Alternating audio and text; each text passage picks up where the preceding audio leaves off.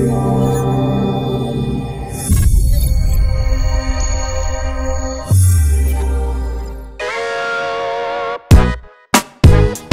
déménagé à New York il y a à peu près 3 ans et demi. Et à l'époque, c'était pour développer une société que j'avais montée il y a maintenant 12 ans, qui s'appelle Overblog, qui est une plateforme de blog qui touchait à l'époque 60 millions d'utilisateurs en Europe. Et on avait décidé de venir ici pour tenter l'aventure sur le territoire américain. Finalement, on a revendu la plateforme assez rapidement après mon arrivée.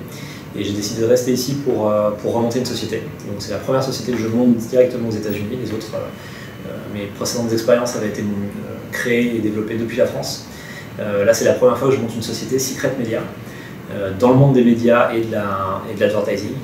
Et on s'attaque à un problème qui est d'actualité, qui était un petit peu moins quand on a commencé il y a 2 ans et demi, qui est celui de l'adblocking, c'est-à-dire cette montée en puissance des logiciels, des technologies qui permettent de couper la publicité et de protéger quelque part l'utilisateur contre une pression publicitaire trop forte, mais en même temps qui empêche les médias de pouvoir monétiser correctement leur audience. On est une société jeune dans le sens où on commence à déployer notre produit depuis un tout petit peu plus d'1 an maintenant. On a commencé en Europe, on le fait maintenant aux États-Unis, et on a mis beaucoup de temps à transformer ensuite cette technologie en un produit facilement intégrable.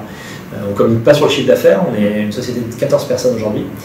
La moitié de l'équipe est ici à New York, la moitié en France. Donc on a souhaité développer notre recherche et développement en France, parce qu'on pense que c'est là qu'on trouve, en tout cas pour nous, Français, les meilleurs réseaux de développeurs et d'experts technologiques. Donc on a laissé cette activité en France et on continuera à faire l'ensemble de la recherche et développement et de la production depuis la France. Et ici, aujourd'hui, on travaille avec 400 sites sur le marché américain et environ 200 sites sur le marché européen.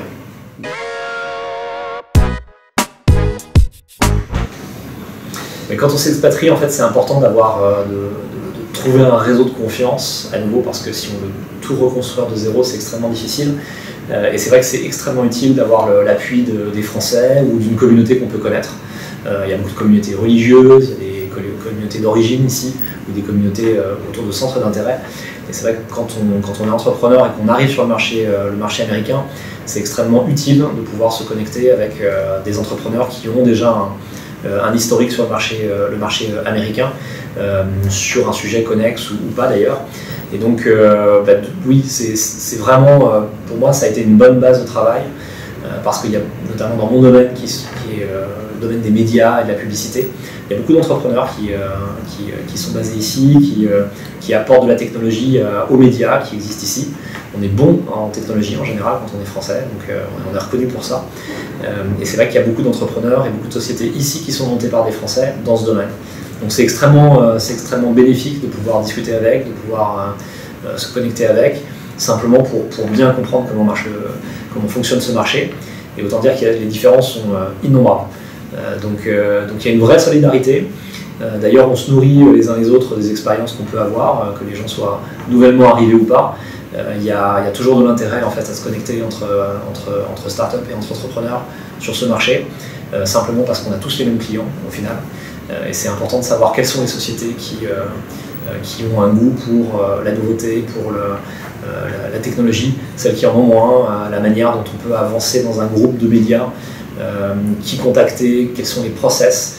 Tout ça, c'est des choses qui, quand on peut les comprendre au travers de l'expérience des autres, fait gagner énormément de temps sur son développement.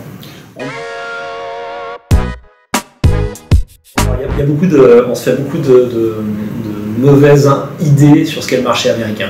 Le marché américain, c'est un marché qui est extrêmement gros, qui est très influent. Donc la perspective de business est évidemment extrêmement importante, infiniment plus importante que ce qu'on peut trouver sur un marché local comme le marché français.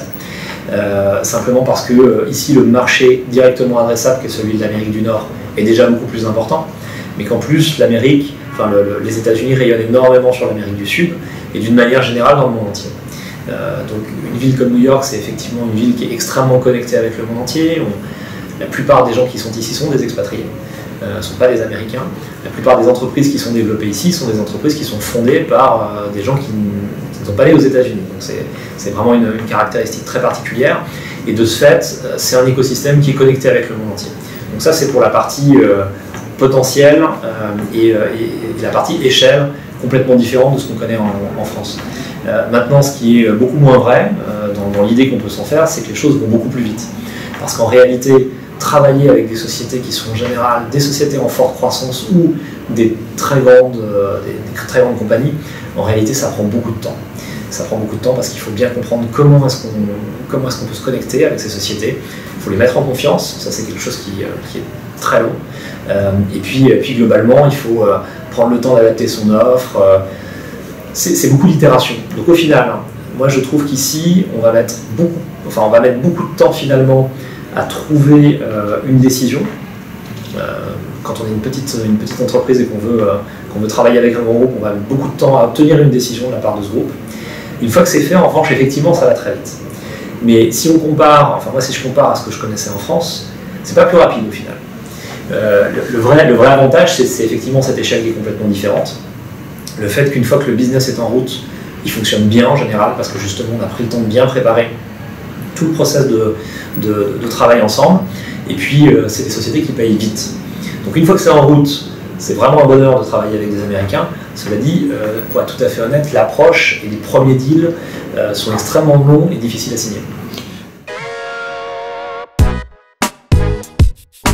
Moi, je trouve que c'est une très bonne nouvelle de voir tout l'enthousiasme et tous les moyens et toute la communication qui est faite autour de l'entrepreneuriat d'une manière générale en France.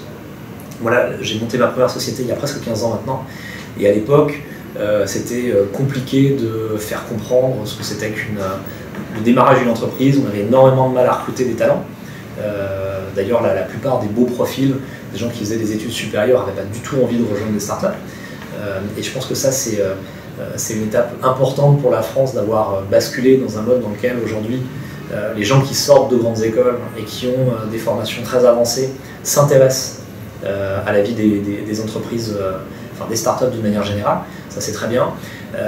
C'est assez excitant et je trouve assez positif de voir tout cet enchaînement et globalement de voir toutes les initiatives qui sont prises aujourd'hui. Donc ça, je le ressens très clairement.